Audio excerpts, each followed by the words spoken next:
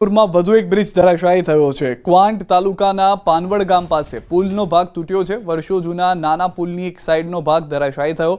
પોલીસે બેરિકેડ મૂકી તૂટેલા ભાગને કોર્ડન કર્યો। છોટાઉદેપુર જિલ્લામાં પુલ તૂટવાનો સિલસિલો જે છે તે યથાવત જોવા મળી રહ્યો છે। તો દ્રશ્યોમાં પણ સ્પષ્ટ જોવા મળી રહ્યું છે કે કેટલી ખરાબ પરિસ્થિતિ આ પુલની થઈ હશે।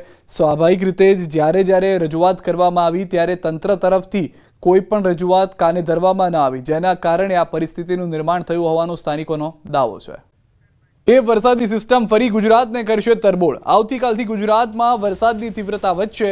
રાજ્યમાં 48 કલાક બાદ ભારેથી અતિભારે વરસાદ થશે। 4 થી 8 સપ્ટેમ્બરે ગુજરાતમાં અતિભારે વરસાદની આગાહી છે। આજે તાપી, ડાંગ, નવસારી, વલસાડ અને દમણ, દાદરનગર હવેલીમાં ભારે વરસાદ થઈ શકે છે। તો આવતીકાલે નર્મદા, તાપીમાં ઓરેન્જ એલર્ટ છે અને દાહોદ, પંચમહાલ, છોટાઉદેપુર, નવસારી, વલસાડ, દમણ અને દાદરનગર હવેલીમાં યલો એલર્ટ અપાયું છે। જ્યારે 4 સપ્ટેમ્બરે નર્મદા, તાપીમાં રેડ એલર્ટ આપવામાં આવ્યું છે, જ્યાં અત્યંત ભારે વરસાદ ખાબકી શકે છે। જ્યારે છોટાઉદેપુર, ભરૂચ, સુરત, નવસારી, ડાંગ, વલસાડમાં ઓરેન્જ એલર્ટ અપાયું છે। માછીમારોને 4, 5 અને 6 સપ્ટેમ્બર સુધી દરિયો ન ખેડવાની તાકીદ, તેજ પવન સાથે તોફાની વરસાદની આગાહી કરવામાં આવી છે। डे 4 सितंबर को रेड वार्निंग के साथ दिया गया है और 5-6 को ऑरेंज वार्निंग के साथ दिया गया है।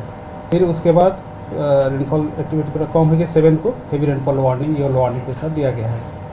सौराष्ट्र कच्छ में हेवी रेनफॉल वार्निंग दिया गया है डे 3 में, मतलब 4 सितंबर को, और वेरी हेवी 5 सितंबर और 6 एंड 7 सितंबर को heavy to very heavy extremely heavy rainfall का वार्निंग दिया गया है ऑरेंज कलर के साथ। और डे 7 और 8 सितंबर को हेवी रेनफॉल वार्निंग दिया